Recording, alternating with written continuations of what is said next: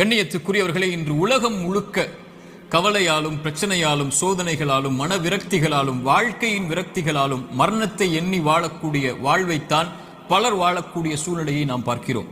குறிப்பாக வாலிப சமூகத்துடைய ஆண்களும் பெண்களும் பெரும்பான்மையாக இந்த நிலையில் இருக்கக்கூடிய காட்சியைத்தான் நம்மால் பார்க்க முடிகிறது. அல்லாஹுடைய தூதர் ஸல்லல்லாஹு அலைஹி வஸல்லம் இந்த காலம் மறுமை நெருங்கும் போது வரும் என்று சொன்னார்கள். மனிதர்களுடைய இறுதி காலம் நெருங்கும் போது மன்னரைகளை பார்த்து மனிதர்கள் சொல்லுவார்கள், நீங்கள் இருக்கக்கூடிய இடத்தில் நாங்கள் இருக்க வேண்டுமே என்று. மரணித்தவனை பார்த்து உயிர் உள்ளவன் மரணிக்க வேண்டும் என்று ஆசைப்படுவான் என்று அல்லாஹுடைய தூதர் ஸல்லல்லாஹு அலைஹி வஸல்லம் அவர்கள் சொன்னார்கள். இப்படி மரணத்தை எண்ணி கவலையாலும் பிரச்சனைகளாலும் சோதனைகளாலும் நெருக்கடிகளாலும் வாழக்கூடிய வாழ்வை இறுதி சமூகம் சந்திக்கும் என்று அல்லாஹுடைய தூதர் ஸல்லல்லாஹு அலைஹி வஸல்லம் அவர்கள் சொன்னார்கள். இன்று இதற்காக மருத்துவமனைகள் உருவாகிவிட்டது, இதற்காக மருத்துவர்கள் உருவாகிவிட்டார்கள். இதுவே மிகப்பெரிய ஒரு அம்சமாக சமூகத்தில் மாறிக்கொண்டிருக்கிறது.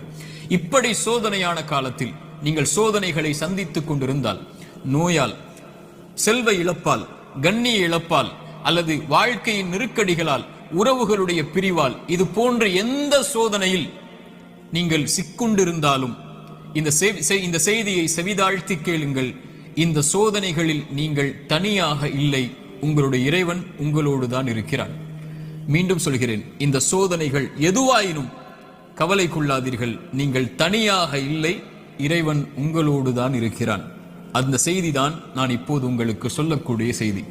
குர்ஆன் சொல்லுகிறது, வனப்லூக்கும் பிஷ்ஷர்ரி வல் கைரி ஃபித்னா. அல்லாஹ் நலவிலும் தீயதிலும் சோதனைகளை கொடுப்பான். இறைவனை பொறுத்தவரை நலவை இறைவன் கொடுப்பதும் ஒரு தீயதை உங்களை அணுக வைப்பதும் இரண்டும் இறைவனை பொறுத்தவரை சோதனைதான். உலகத்தை படைத்து மனிதர்களை இந்த உலகத்திலே அனுப்பும் போதே இறைவன் கூறிவிடுகிறான், வலனப்லுவன்னக்கும், நிச்சயமாக திட்டமாக நான் உங்களை சோதித்தே தீருவேன். பசியை கொண்டு சோதிப்பேன், பயத்தை கொண்டு சோதிப்பேன், செல்வ இழப்புகளை கொண்டு சோதிப்பேன், தொழிலின் நஷ்டத்தை கொண்டு சோதிப்பேன், உயிரிழப்புகளை கொண்டு உங்களை நான் சோதிப்பேன் என்று இறைவன் சோதித்தே தீருவான் என்று கூறிதான் மனித இனத்தை இந்த பூமியிலேயே அனுப்பி இருக்கிறான்.